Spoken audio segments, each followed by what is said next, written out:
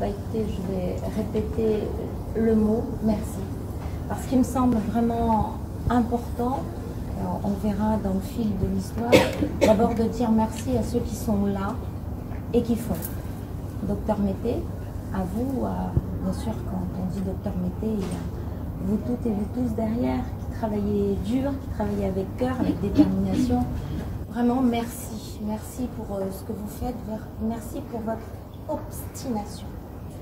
C'est peut-être le trait commun à ceux qui vous ont précédé et que nous saluons aujourd'hui, le Dr G, le tourneur, Aubin. L'obstination parce que la cause est juste. Merci bien sûr à vous, cher Lionel, d'être présent, obstiné aussi, volontaire, combatif. Vous pouvez monter sur le ring, à mon avis, vous êtes plutôt pas mauvais, vous défendez bien. En tout cas, vous défendez bien ce bel établissement qui fait notre fierté, qui fait la fierté des Réunionnaises et des Réunionnais. Je disais qu'on ne fait pas le futur sans passé.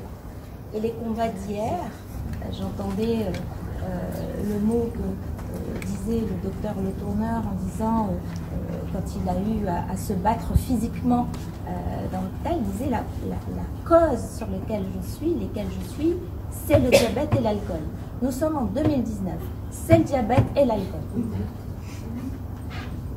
Et pourtant, ce n'est pas manque d'énergie, manque d'engagement. La preuve, vous êtes là. Et tous ceux qui ne sont pas là aujourd'hui, il n'y a pas un manque d'engagement, en tout cas de votre part. Mais il y a un manque de vision sur ce sujet. L'alcool n'est pas un fait divers.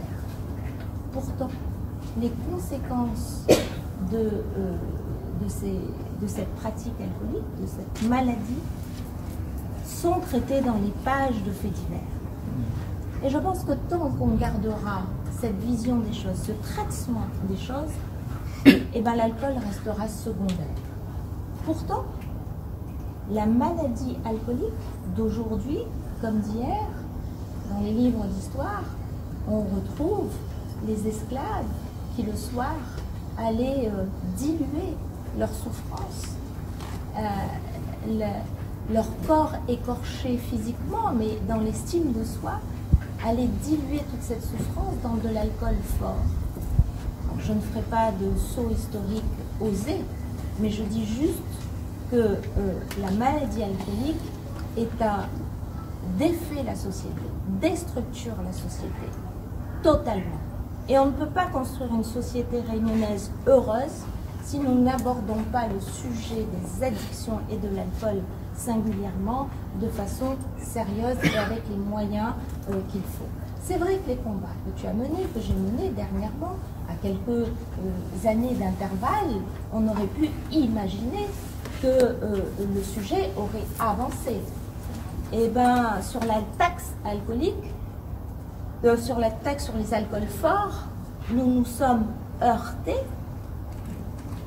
presque physiquement, mais comme je suis une femme et que je suis petite, on ose moins me frapper, mais presque physiquement à des députés d'autres territoires qui pensaient que j'allais sacrifier l'industrie de l'alcool au nom de la santé des Français d'outre-mer.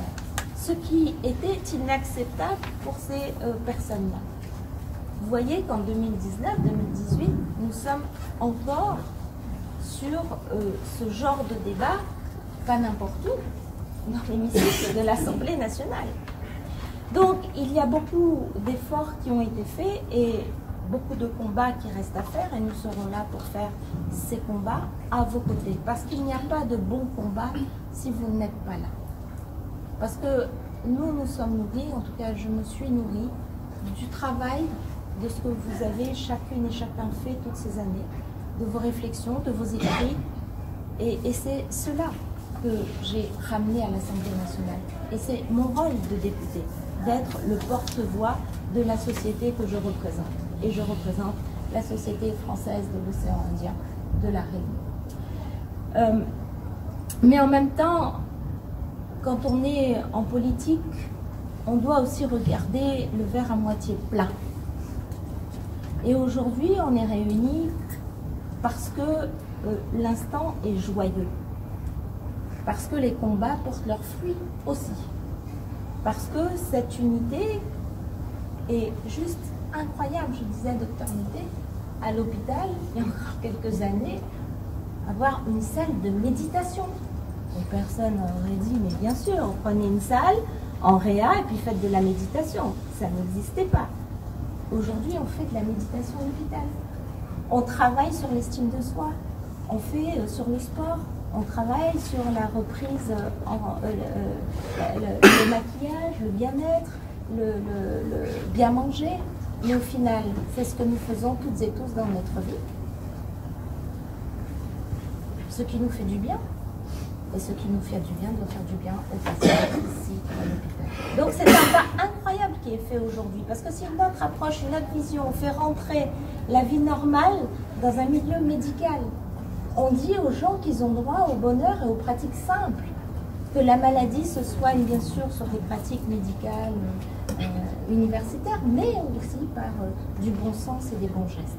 Donc c'est un magnifique pas, mais tous les ans, moi je suis appelée pour venir inaugurer quelque chose dans ce CHU.